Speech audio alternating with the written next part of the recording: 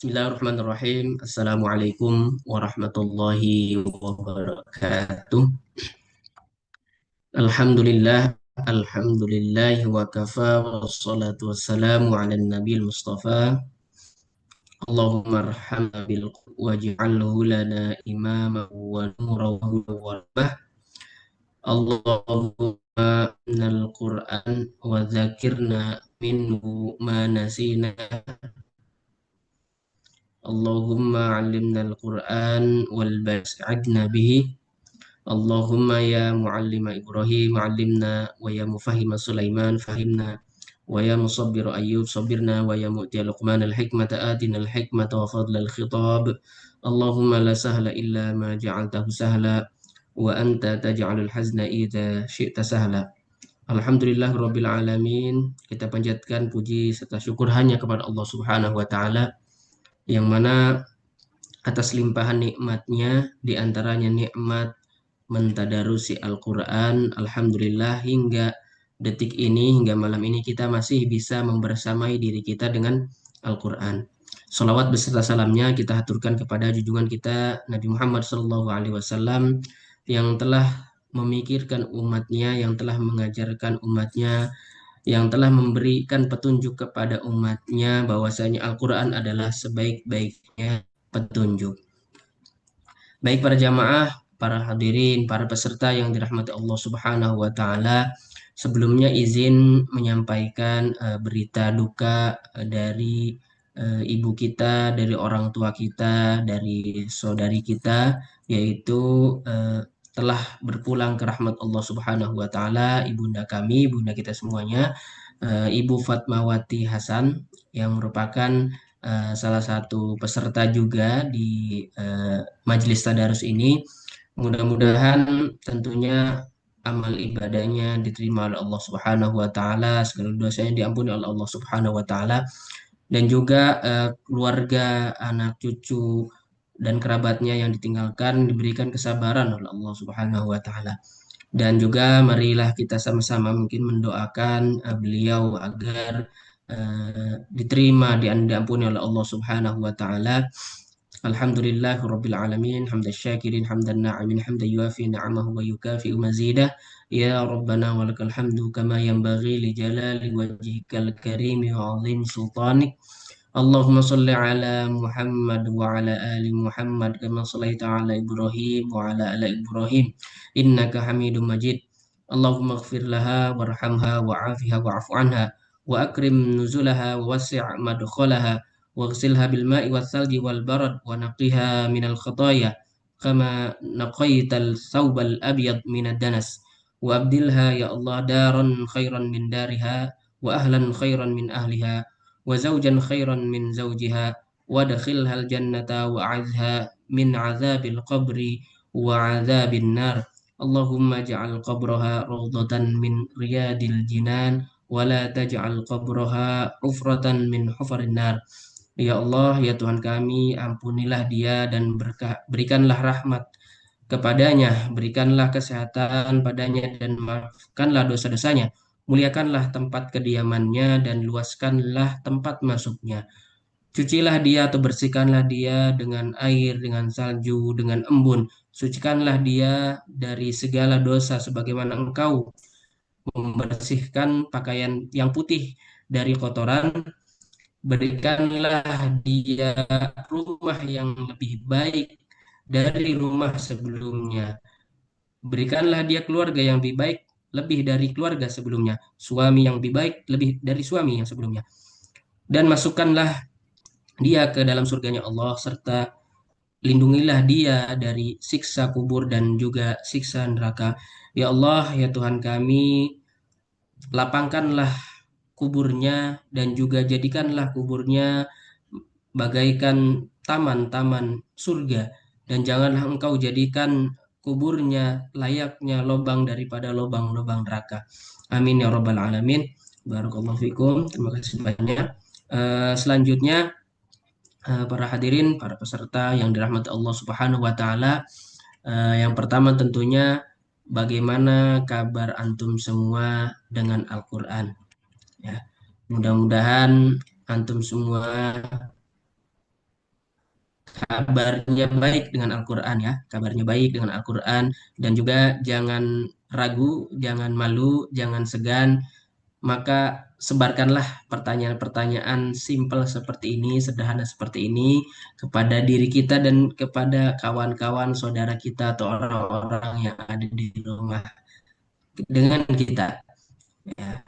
Jadi sering-seringlah bertanya bagaimana kabar tadarusnya, bagaimana kabar Al-Qur'annya, bagaimana dan bagaimana dan apa surat yang terus kita baca, surat favorit kita atau ayat yang menyentuh kita dan lain sebagainya. Pertanyaan ini sangatlah penting tentunya sebagaimana Ibnu Mas'ud menguraikan bahwasanya tidak masalah bahwa kita tidak ditanya tentang kabar kita. Kita ditanya tentang diri kita, sudah makan, bagaimana pekerjaannya, dan lain sebagainya. Tapi akan sangat berbahaya tentunya, walaupun mungkin tidak kita rasa. Jikalau kita tidak menanyakan diri kita, menanyakan orang lain, atau kita tidak ditanya tentang Al-Quran kita. Bagaimana tadarus kita, bagaimana tadabbur kita, dan lain sebagainya berkaitan dengan Al-Quran. Baik, para jamaah yang dirahmati Allah Subhanahu wa taala, pada malam hari ini kita alhamdulillah memasuki ayat yang terakhir ya, ayat yang ketiga dari surat Al-Asr. Sebagaimana di pertemuan-pertemuan sebelumnya kita sudah membahas beberapa ayat, mentadarusi beberapa ayat dan mentadaburi beberapa ayat, yaitu ayat yang pertama sebagaimana Allah bersumpah wal asri demi masa atau waktu yang diberikan Allah ketika kita di dunia, dan lebih spesifik lagi waktu yang berkaitan yang mengikat kita yaitu sebagai umur kita. Kemudian Allah melanjutkan innal insana lafi khusr. Sesungguhnya kita semua manusia, al-insan manusia secara umum manusia termasuk kita tentunya berada dalam kerugian.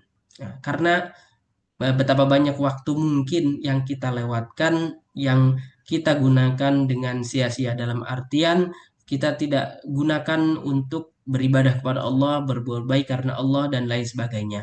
Mungkin kita banyak kita gunakan untuk mendulang rezeki, banyak kita gunakan untuk bekerja, banyak untuk kita gunakan dalam rangka mencapai segala jabatan karir-karir kita di dunia. Tapi itu semua tidak berarti tentunya. Itu semua bisa jadi itu kerugian di hadapan Allah, kerugian di mata Allah.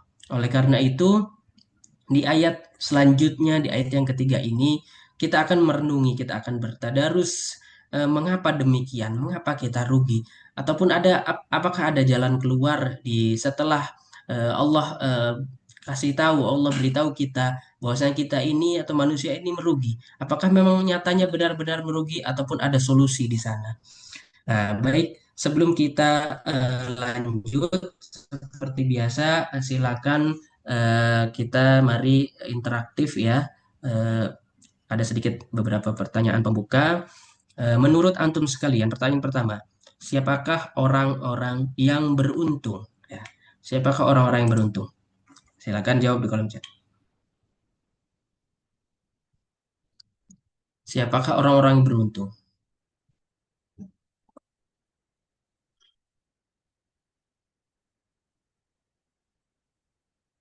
Silakan. Siapakah orang-orang yang beruntung?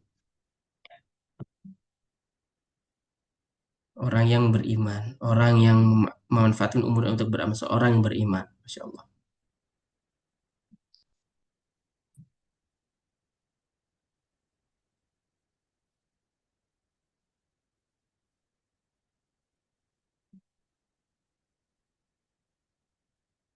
Masya Allah. Nah, kita tahu bahwasanya beruntung atau keberuntungan itu lawan dari kerugian.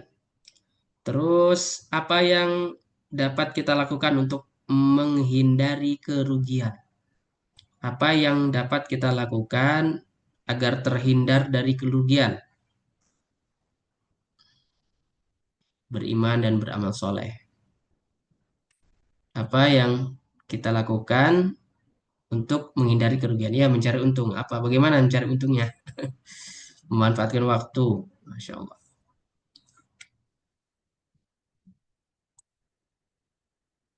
Beriman dan beramal soleh.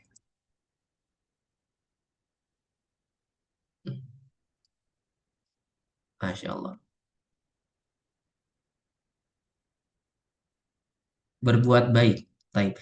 Pertanyaan selanjutnya, sebutkan 4 hal yang menjaga kita, yang menjaga antum dari kerugian waktu.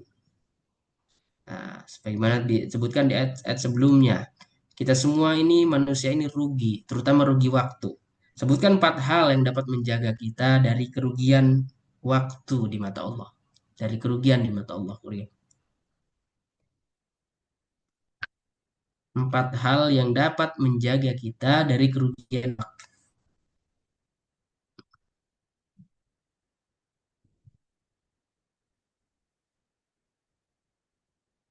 beriman, beramal soleh, saling menasihati dalam kebenaran dan kesabaran. Masya Allah, 4. Lengkap sekali. Ada lagi barangkali iman, amal, waktu sehat, atau terlapang, waktu kaya. Masya Allah.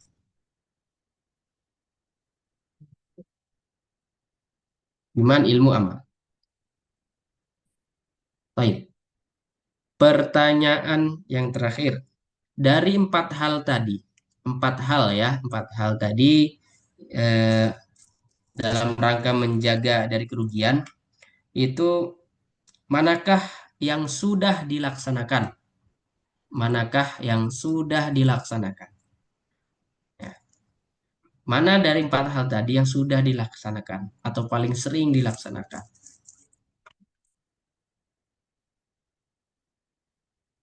Sedikit beramal. Manakah yang sudah dilaksanakan dari 4 hal tadi? Beriman, beramal soleh. Masya Allah. Iman, beramal soleh. Nah, jadi ada yang satu, ada yang dua. Beriman dan soleh, ada beriman saja. Masya Allah. Ibadah, berinfak. Masya Allah. Allah ibarik fikum. Beriman dan berusaha beramal. Baik. Beriman dan amal soleh ya. Nah, dua berarti ya, rata-rata dua. Masya Allah. Beriman dan beramal. Baik. Oke. Baik, Barakallahu Fik. Terima kasih banyak. Nah, itulah sekilas beberapa pertanyaan ya. Pertanyaan pembuka kita yang tentunya mudah-mudahan dari jawaban-jawaban tadi kita bisa meningkatkan kembali insya Allah. Terutama setelah kita bertadars bersama di malam hari ini. Baik para jamaah sekalian, ikhwah yang dirahmati Allah Subhanahu wa taala, eh, marilah kita sama-sama sekali lagi memantapkan niat kita karena Allah Subhanahu wa taala untuk bertadarus bersama. Mudah-mudahan kita mendapatkan sakinah, rahmah dan juga naungan dari malaikat dan penghargaan setinggi-tingginya dari Allah Subhanahu wa taala. Kita lanjutkan dengan menyimak dan bertadarus dengan pemateri utama kita yaitu Ustadz Dr. Rahmat Hidayat Lubis yang akan menyampaikan materi surat Al-Asr ayat yang terakhir. Kepada beliau kami silakan. Tafadhol Dr. Jazakumullahu khairan. Bismillahirrahmanirrahim. Assalamualaikum warahmatullahi wabarakatuh. Waalaikumsalam. Alhamdulillah. Nahmaduhu wa nasta'inuhu wa nastaghfiruh. Wa na'udzu billahi min shururi anfusina wa min sayyiati a'malina. Man yahdihillahu fala mudilla lah wa man yudlil fala hadiya lah. Ashhadu an la ilaha illallah wahdahu la syarika lah. وأشهد أن محمدا عبده ورسوله لا نبي بعده اللهم صل وسلم وبارك على نبينا محمد وعلى آله وصحبه أجمعين اللهم ربنا علمنا القرآن وأسعدنا به اللهم ارزقنا القرآن تلاوته آناء الليل وأطراف النهار اللهم ربنا اجعل القرآن لنا إماما وهدى ورحمة واجعله لنا شفيعا يوم نلقاك يا رب العالمين اللهم آمين يا رب العالمين. Yang pertama kita bersyukur kepada Allah dengan mengucapkan Alhamdulillahi Rabbil Alamin. Semoga Allah Subhanahu wa taala meridai kita, mengampuni dosa-dosa kita dan menerima amal ibadah kita. Allahumma amin. Kemudian salawat dan salam kita sampaikan kepada Nabi kita, Nabi besar Muhammad sallallahu alaihi wasallam, serta keluarga, para sahabat dan seluruh umat yang mengikuti jejak langkah beliau sallallahu alaihi wasallam. Kemudian kaum muslimin, yang ketiga, kita berdoa kepada Allah, semoga Allah Subhanahu wa taala mengajarkan kita Al-Qur'an dan membahagiakan kita dengan Al-Qur'an. Semoga Allah Subhanahu wa taala memberikan kita anugerah untuk membaca Al-Qur'an siang dan malam. Semoga Allah Subhanahu wa taala menjadikan Quran untuk kita sebagai imam kita, sebagai petunjuk kita dan sebagai kasih sayang Allah kepada kita. Dan semoga Allah jadikan Al-Quran sebagai syafaat kita di akhirat kelak. Allahumma amin ya rabbal alamin.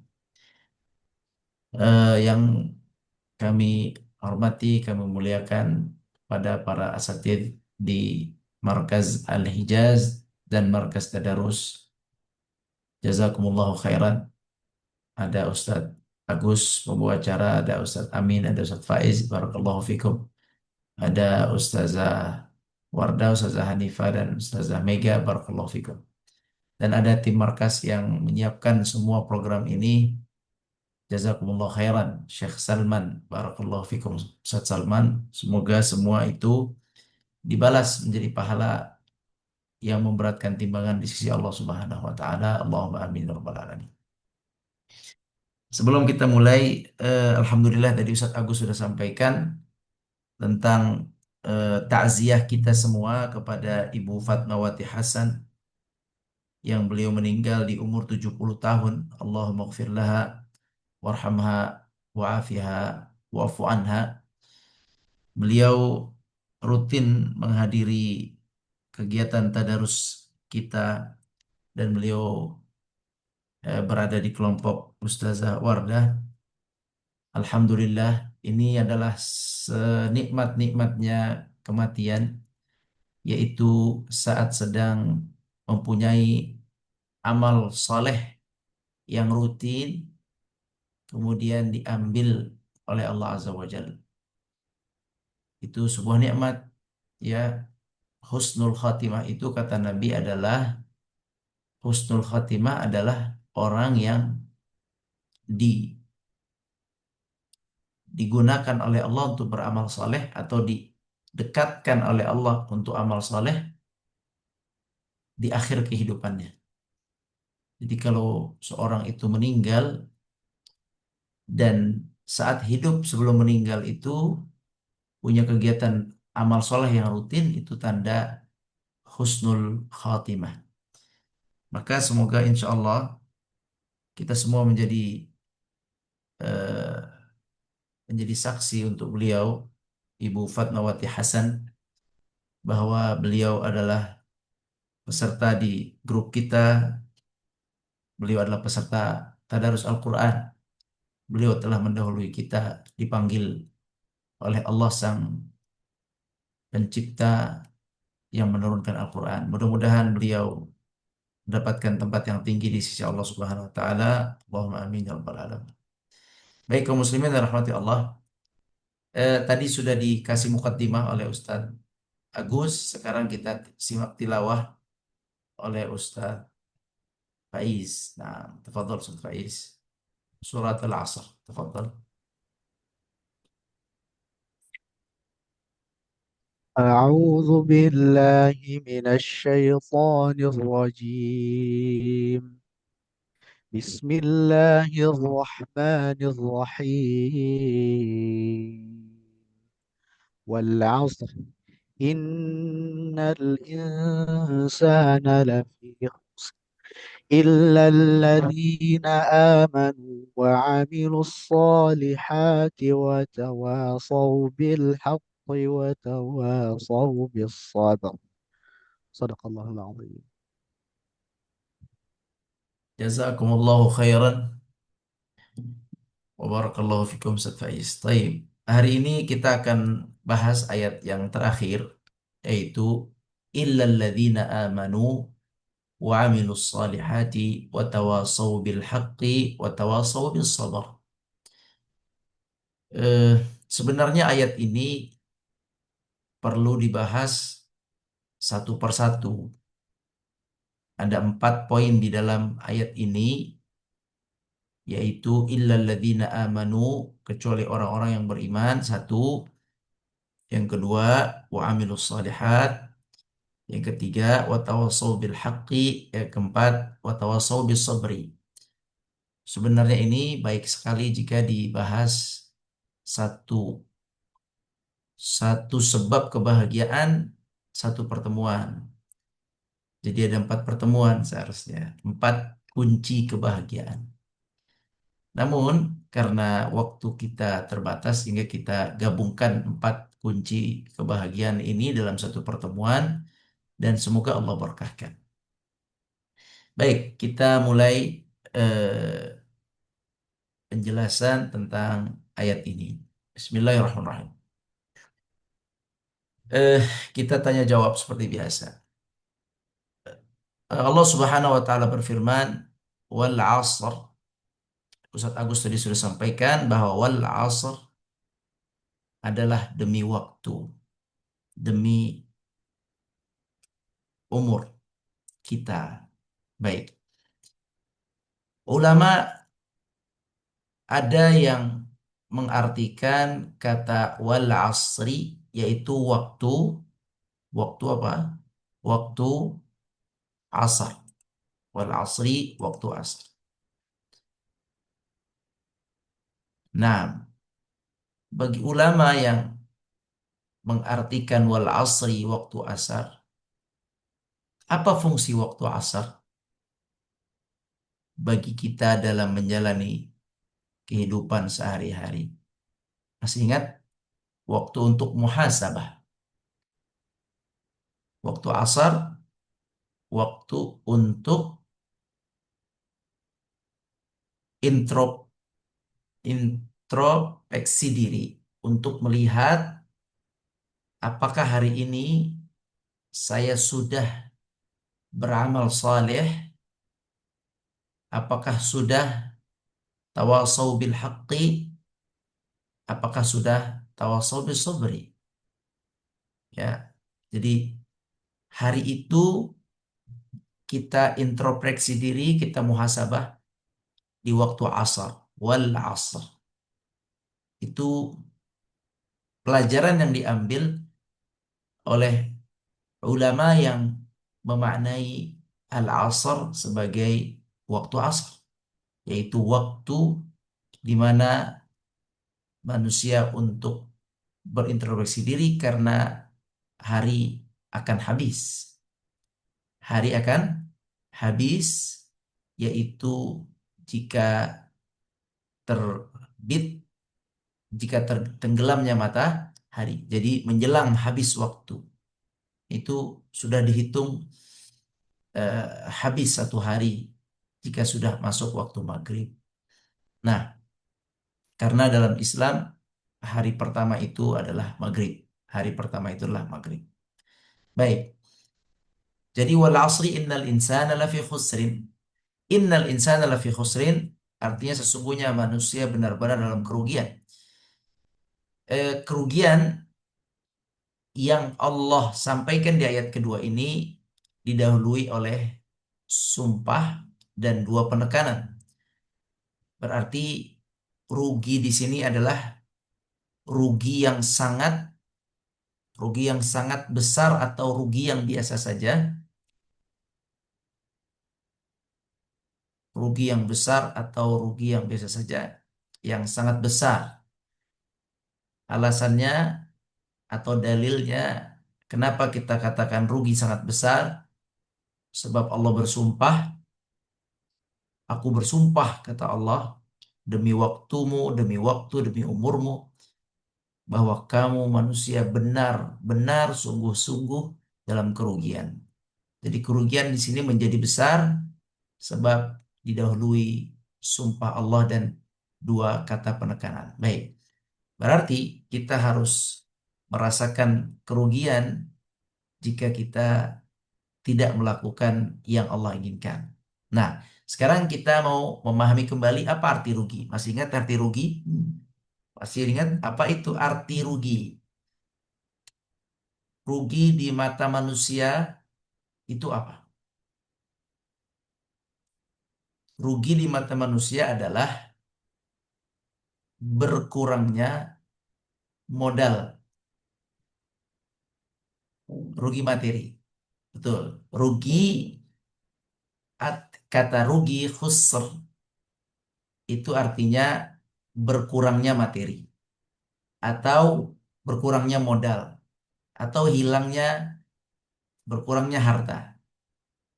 Itu arti rugi, berkurang modal. Seperti kemarin sudah kita sampaikan, apabila seseorang melakukan usaha dengan modal 1 juta, kemudian uangnya setelah sebulan berjalan usahanya menjadi 900.000. Ini namanya rugi atau untung? Rugi, seperti itu. Rugi itu berkurang. Kemudian seseorang eh, bermodal 1 juta, kemudian tiba-tiba sisanya 500.000. Ini namanya juga adalah rugi, sama rugi.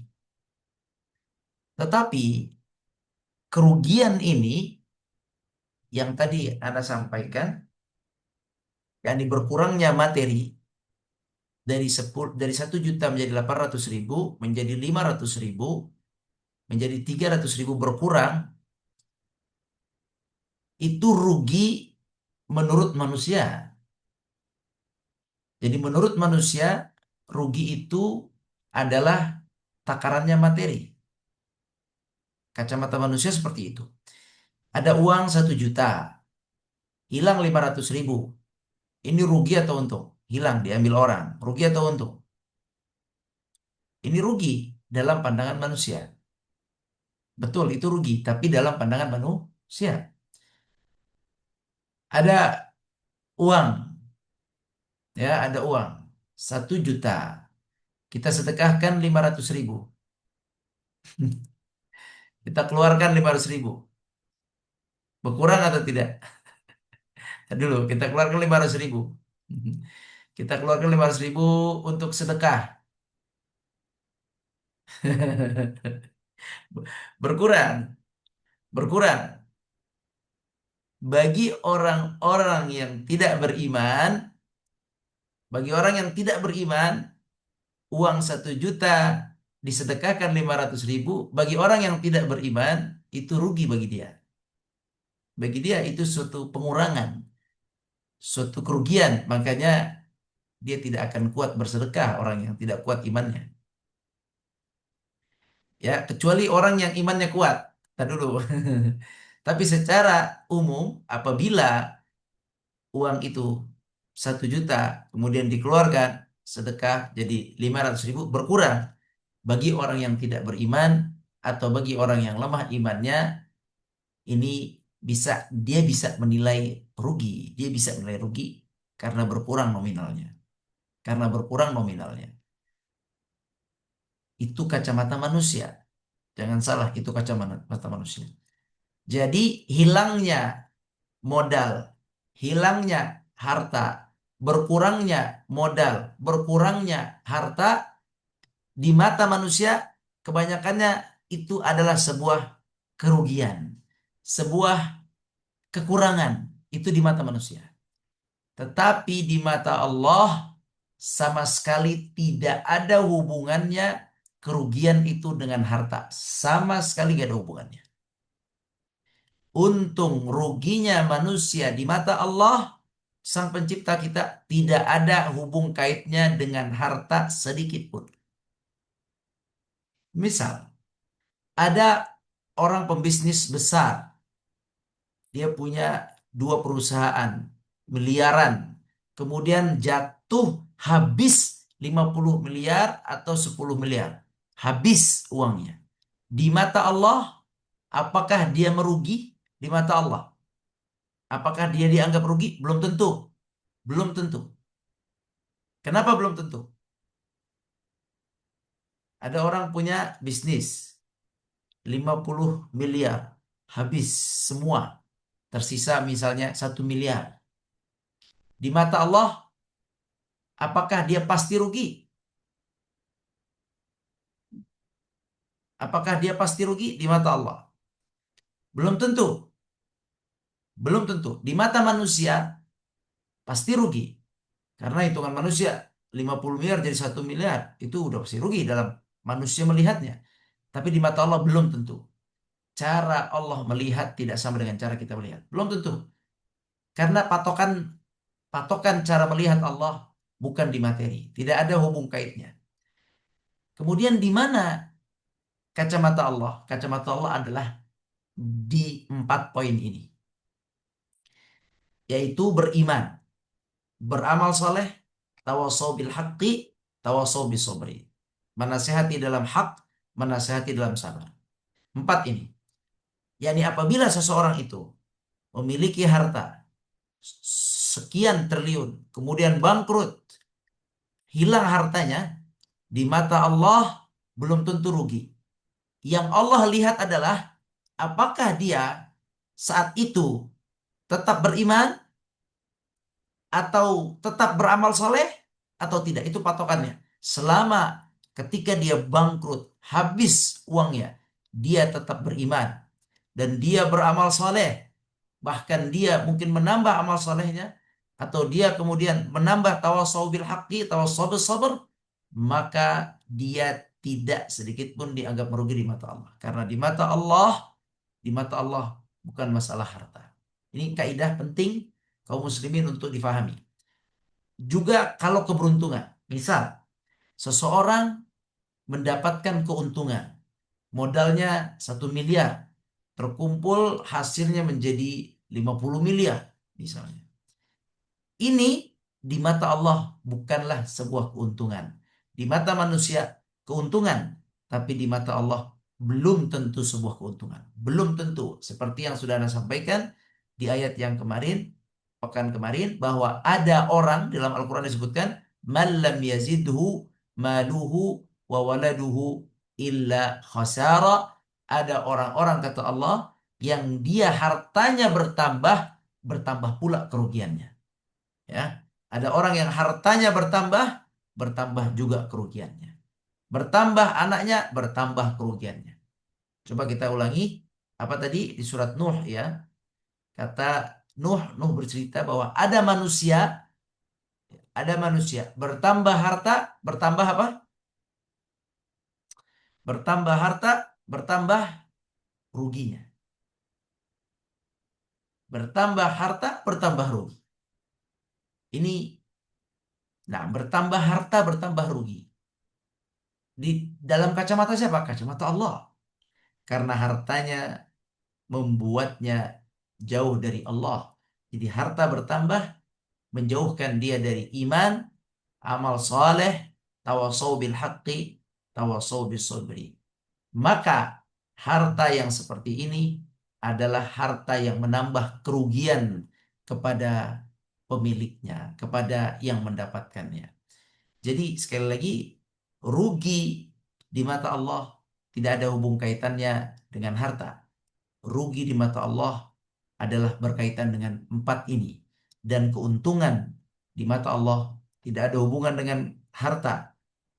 Tetapi keuntungan di mata Allah adalah berhubungan dengan iman dan amal soleh.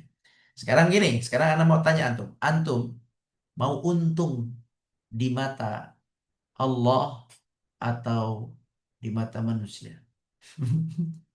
Hah? Mau untung di mata Allah atau di mata manusia? Kita tentu ingin untung di mata Allah. Itu yang paling utama. Adapun untung dunia, jika Allah izinkan, alhamdulillah.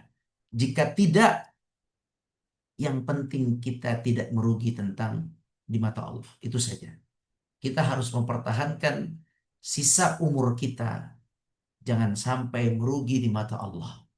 Ingat ya, kita harus menggunakan sisa umur kita yang mungkin 100 tahun lagi udah nggak ada yang hidup lagi kita ini. Semuanya yang di sini mati semua. 100 tahun lagi. Mungkin nggak sampai, mungkin 50 tahun lagi semua kita yang hadir di majelis ini, semua kita sudah tidak ada. Mungkin kita tersisa waktu yang sangat sedikit. Yang kita inginkan adalah bahwa sisa waktu ini kita harapkan, kita usahakan jangan sampai merugi di mata Allah. Kita berikhtiar, kita beruntung secara agama di mata Allah Subhanahu wa taala. Baik. Apa kunci supaya kita beruntung di mata Allah? Apa kunci pertama? Ana akan bahas hari ini kunci pertama saja. Apa kunci pertama? Supaya antum beruntung di mata Allah. yakni beriman.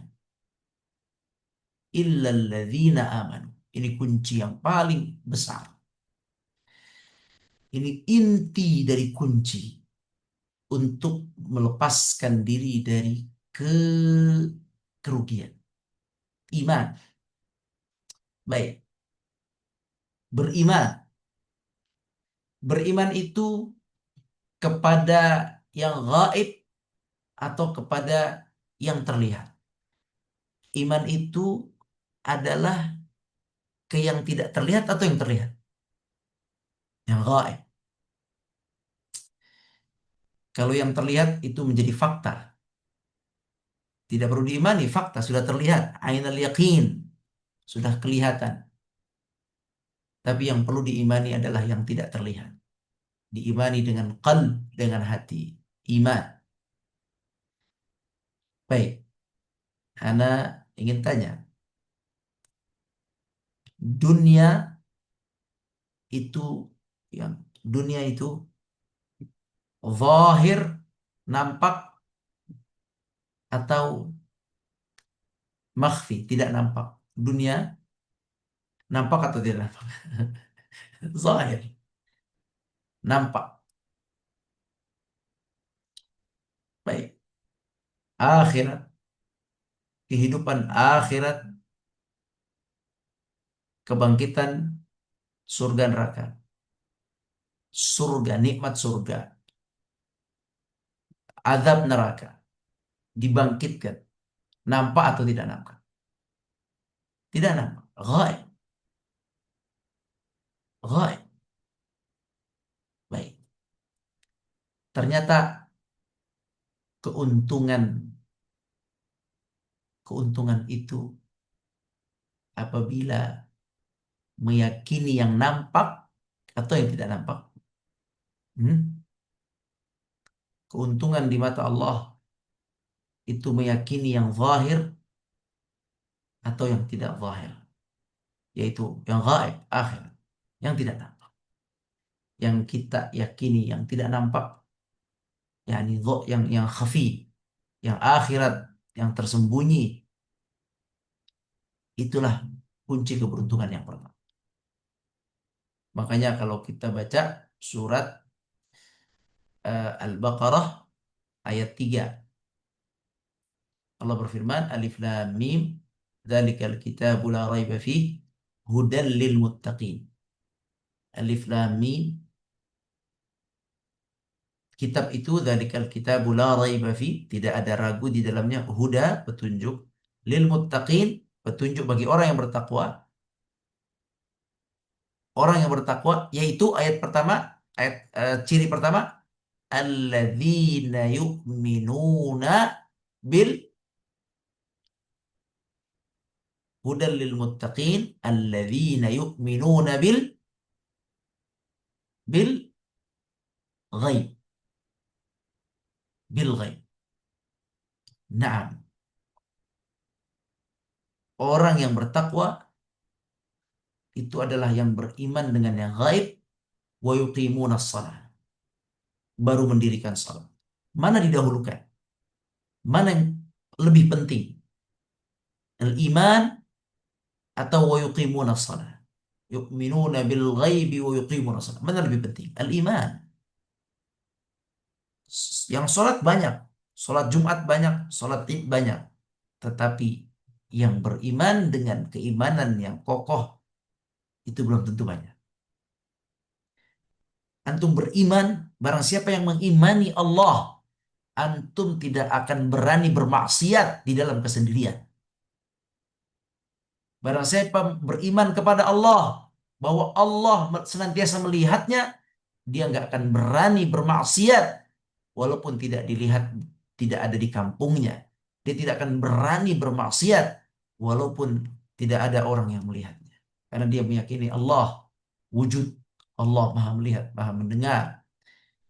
Orang yang meyakini keimanan yang kuat akan ada akhirat, akan ada kebangkitan, akan ada hisab, akan ada surga, akan ada neraka, dia benaknya jelas yakin tentang akhirat. Dia tidak akan berani menzalimi manusia.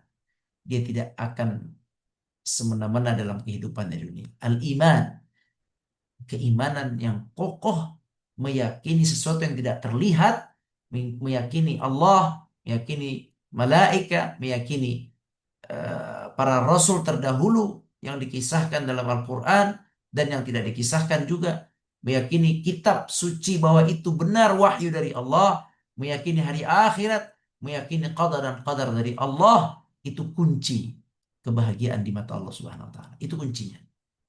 Memperkuat keimanan, meyakini keimanan kepada Allah Subhanahu wa taala. Jadi kaum muslimin yang dirahmati Allah, keimanan yang kuat ini yang perlu dibangun. Al-iman illa alladzina amanu. Iman sebagai pondasi, sebagai pokok untuk menuju kebahagiaan dan terhindar daripada kerugian. Nah, orang yang beriman dengan baik, maka dia akan mudah melakukan amal saleh. Dia akan lakukan amal saleh. Dan orang yang beriman dengan kuat, iman yang kokoh, amal salehnya akan dia lakukan untuk kehidupan akhirat yang dia yakini. Untuk hari hisab yang dia yakini. Untuk Allah yang dia yakini. Lihat itu. Pentingnya keimanan dalam beramal saleh. Orang yang beriman, dia akan melakukan amal saleh untuk menatap hari akhir yang dia yakini. Maka amal solehnya menjadi amal soleh yang kokoh, menjadi amal soleh yang ikhlas, menjadi amal soleh yang istiqamah, sebab keimanan yang kokoh. Jadi anak ingin di majelis ini dikuatkan keimanan, karena dia adalah sebagai pondasi kebahagiaan pertama. Kuatkan keimanan, yakini bahwa Allah itu pencipta alam semesta ini, yakini bahwa Allah menyiapkan kehidupan setelah dunia ini, disebut dengan kehidupan akhir. Yakini bahwa Al-Quran adalah wahyu Allah. Yakini bahwa Al-Quran adalah sumber kebahagiaan manusia. Yakini bahwa isi Al-Quran semuanya benar. Yakini bahwa kita semua akan kembali kepada Allah. Suatu saat nanti dibangkitkan dan kita akan dihisab. Ada surga tempat kita bahagia, ada neraka tempat azab Allah Subhanahu wa taala. Yakini bahwa kebahagiaan Bapak Ibu semua dijanjikan Allah di surga, bukan dijanjikan kebahagiaan itu di dunia. Di dunia dijanjikan kemudahan dengan iman, kemudahan, keberuntungan dengan iman, tapi kebahagiaan yang hakiki, yakini Allah janjikannya di akhirat, Allah janjikan di surga, suatu kenikmatan yang tidak pernah kesengsaraan, tidak suatu muda yang tidak pernah tua, suatu kebahagiaan yang tidak ada habis-habisnya. Di sana dijanjikan. Imani itu.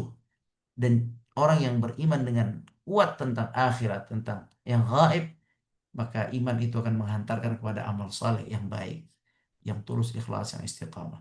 Kemudian dia akan menghantarkan kepada tawasau bil haq. Dia akan semangat untuk mengajak manusia kepada yang hak. Arti hak di sini, banyak makna hak di sini. Anda ambil salah satu makna hak di sini. Makna hak di sini adalah Al-Quran. Ada banyak makna. Tawasau bil haqqi, ada yang mengatakan tawasau bil haqqi saling menasihati untuk menuju iman kepada Allah, agar beriman, menasihati agar beriman. Ada yang mengatakan al-Islam, menasihati agar menuju Islam, berhukum dengan Islam, taat kepada agama Islam. Tawasau, ayo kita saling menasihati. Ada juga makna tawasau bil haqqi, yakni menasihati agar taat kepada Quran, percaya kepada Quran. Makna hak juga bisa bermakna Quran. Ada tiga. Ada yang memaknai sebagai Islam, ada yang memaknai sebagai iman, ada yang memaknai sebagai hak, sebagai Quran. Intinya, tawasau bil haqqi adalah sebuah perbuatan mengajak orang lain untuk menuju Allah Azza wa Jalla, menuju Al-Quran, menuju iman. Tidak mungkin seseorang yang lemah imannya berani atau semangat mengajak manusia kepada Allah.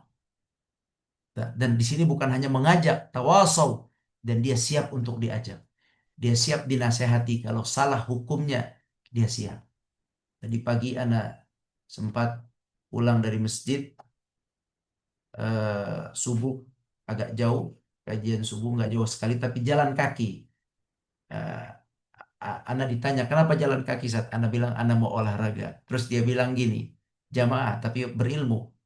Ustadz, biar pahalanya banyak, kata beliau. Ana ingat, Ana istighfar. Oh iya benar. Kenapa nggak Anda niatkan jalan kaki biar pahalanya banyak? Setiap langkah sebagai ampunan dan pahala. Anda malah niatkan mau olahraga.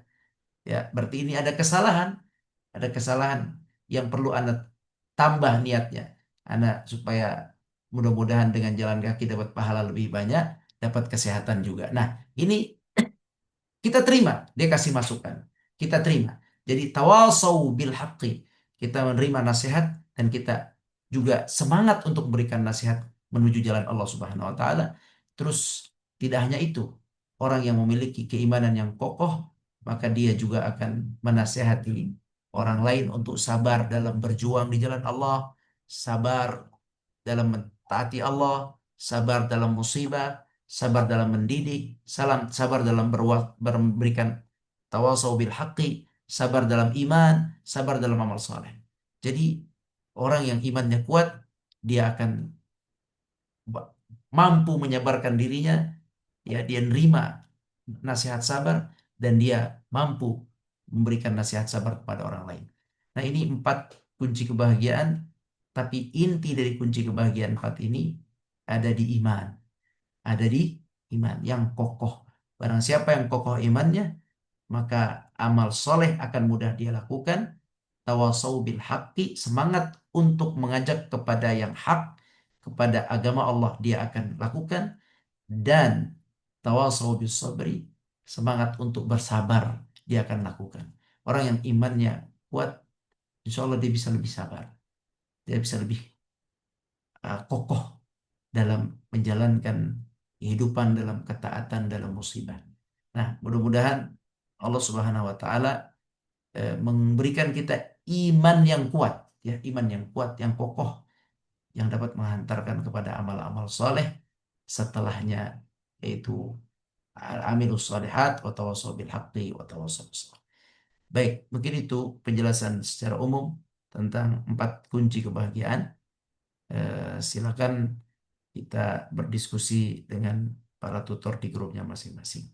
Barakallahu fikum. Wallahu alam. Dari Anda sementara sekian. Wassalamualaikum warahmatullahi wabarakatuh. Waalaikumsalam warahmatullahi wabarakatuh. Taib jazakallah khairan. Terima kasih banyak Dokter atas penyampaian materinya.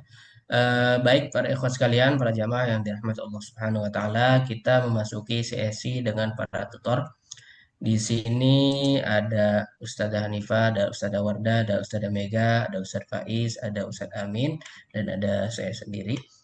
Silakan mulai memasuki ruangan breakout room sesuai dengan tutor masing-masing.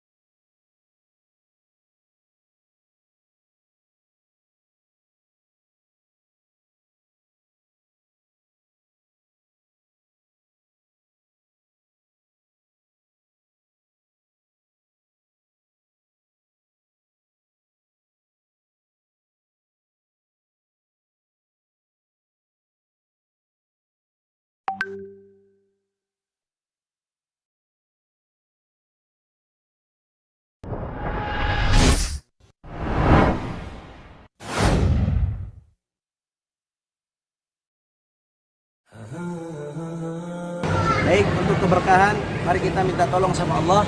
Semoga Allah atur perjalanan kita.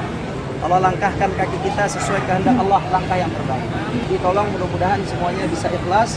Semoga Allah berikan kita keikhlasan. Mari sama-sama kita beristighfar 3 kali. Kemudian kita berdoa kepada Allah. Astaghfirullahaladzim, astaghfirullahaladzim, astaghfirullahaladzim. Kita sambung dengan doa Nabi Yunus. La ilaha illa anta subhanaka inni kuntu minadh dhalimin. Berilah kepada kami bimbinganmu ya Allah. Ya Allah, berilah kepada kami keikhlasan. Berilah kepada kami keikhlasan. Berilah kepada kami keikhlasan dalam ucapan kami, dalam kata-kata kami, dalam perbuatan kami dan niat kami ya Allah.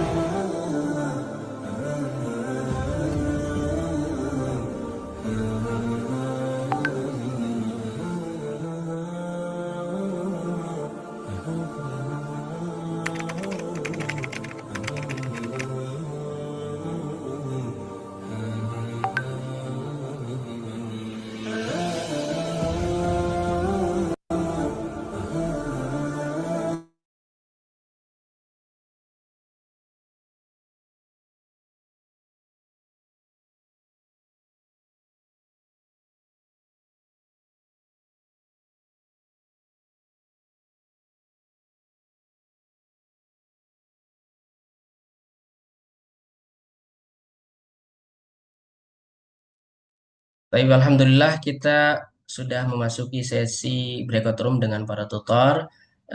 Para jamaah sekalian, ikhwas sekalian yang dirahmati Allah Subhanahu wa taala. Mungkin sebelum kita akhiri tadarus kita pada malam hari ini, alangkah baiknya kita dengarkan kalimatul khitam, kalimat penutup, nasihat ammah atau nasihat dari yang akan disampaikan oleh Ustaz kita, Ustaz Rahmat Hidayat Lubis. Kepada beliau kami silakan.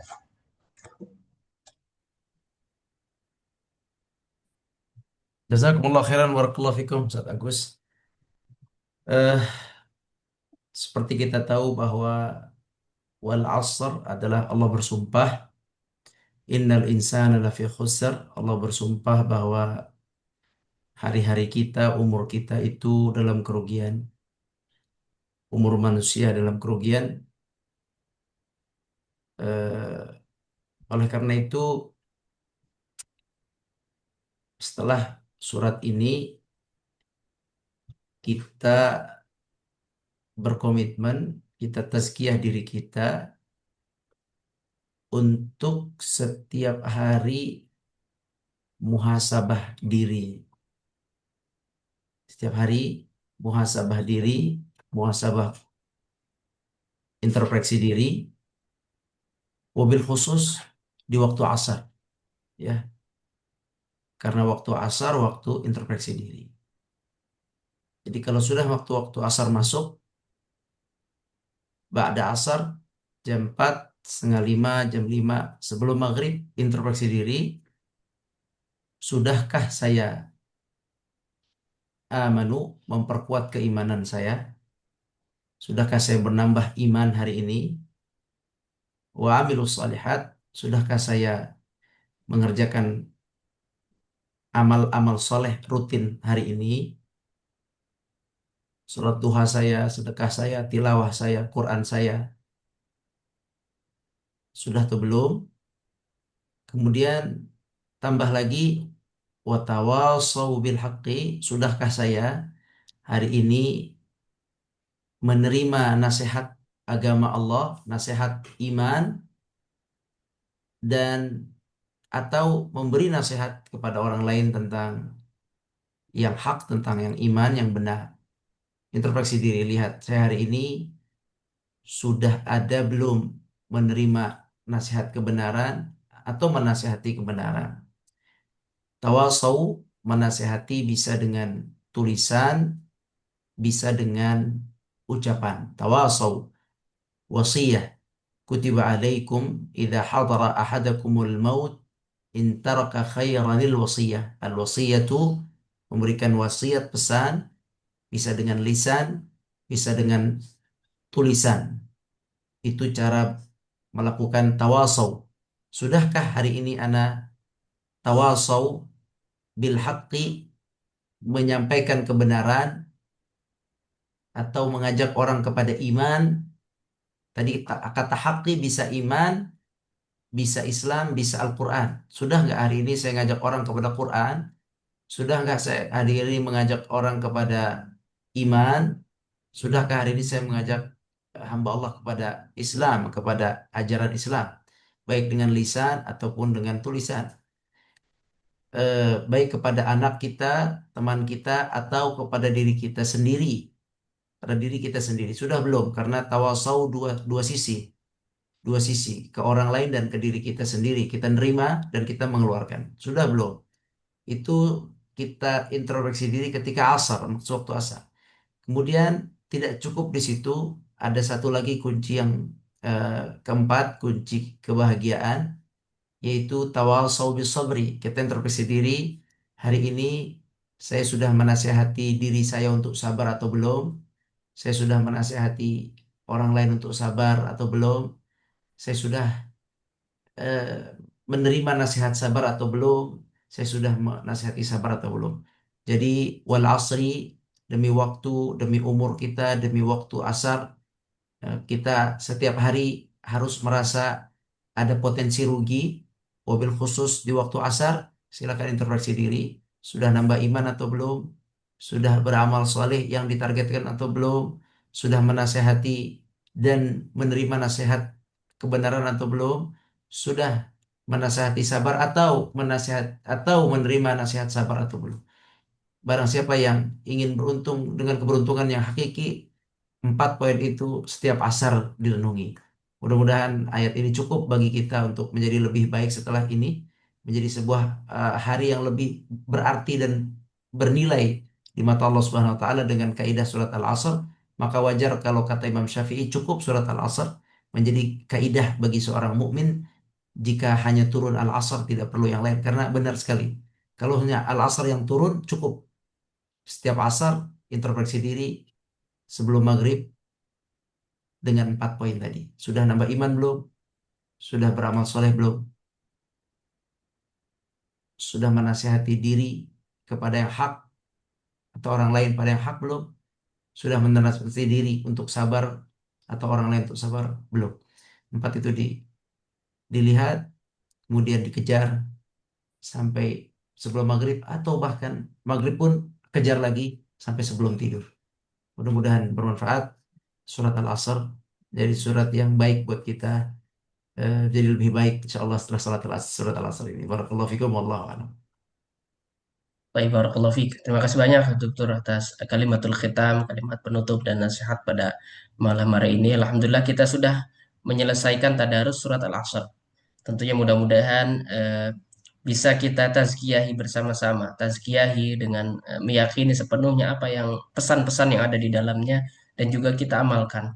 Sekali lagi mungkin sederhananya sebagaimana mungkin kita melihat segerombolan atau sekelompok manusia atau banyak dari manusia di sekitar kita yang tidak mau merasa rugi dalam urusan dunia.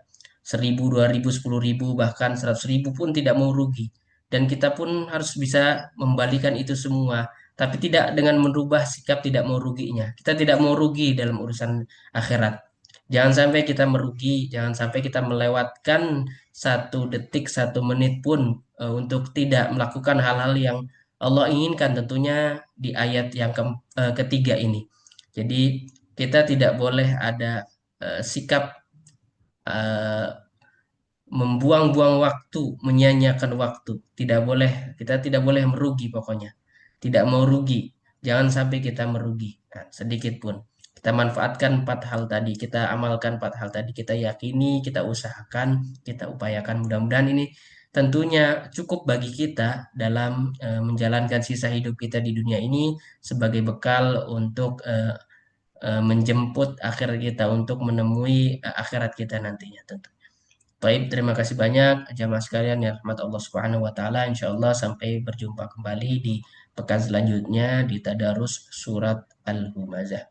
Barakallahu fikum wa jazakumullahu khairan. Hadanillahu wa iyyakum ila shiratal mustaqim. Wassalamualaikum warahmatullahi wabarakatuh. Waalaikumsalam Waalaikumsalam warahmatullahi wabarakatuh. jazakumullah khairan. Terima kasih. Syukran. Assalamualaikum. Waalaikumsalam.